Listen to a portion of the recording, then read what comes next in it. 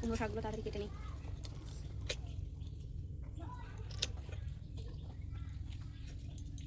একটু বৃষ্টি একটু রৌদ্রই করে আকাশ, রৌদ্র বৃষ্টি।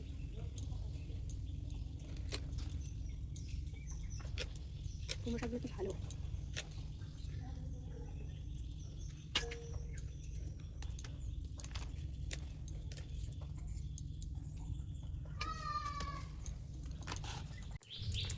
দেখো বন্ধুরা, মা কত মাছ ধরেছে। একবার জাল ফেলেছে, কত মাছ উঠেছে।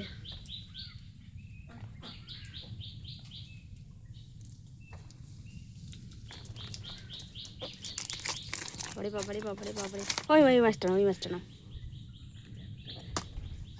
ডিম ভর্তি মাছের পেটে মনে হয়, ওই মাছটার পেটে ডিম মনে হয় যায় মাছটার পেটে। সিলভার মাছ, জাপানি, মোরলা, এগুলো কি মাছ যায় না। রুই মাছ, রুই মাছ।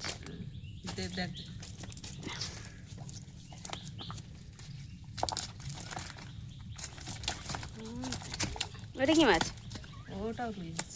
এইটা বড় না ওটা বড়? দুটো রুই মাছ নিয়ে নেবো, যখন মাছ হতেই চায় না তো বৃষ্টির সময়।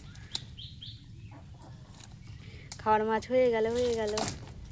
মা মাছ ভাজা সেটা তোমার রেখেছো, মাছটা কেটে নিই তাড়াতাড়ি, তাড়াতাড়ি মাছটা কাটলে তাড়াতাড়ি জানা হবে, খিদেও পেয়ে গেছে।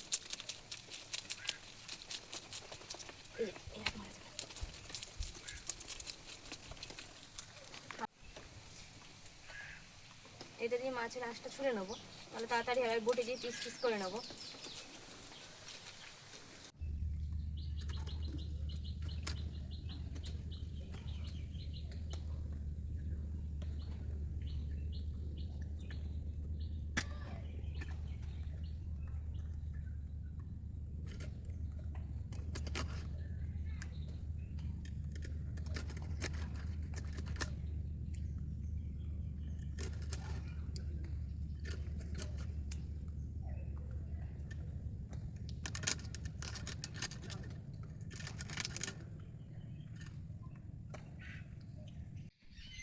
এখন খেতে বসে পড়েছি। আর আজকে দুপুরে রান্না হয়েছে শাক ভাজা, আর এখানে আছে কুমড়ো শাক দিয়ে মাছের তরকারি, আর আমড়া দিয়ে মাছের ডিম দিয়ে টক।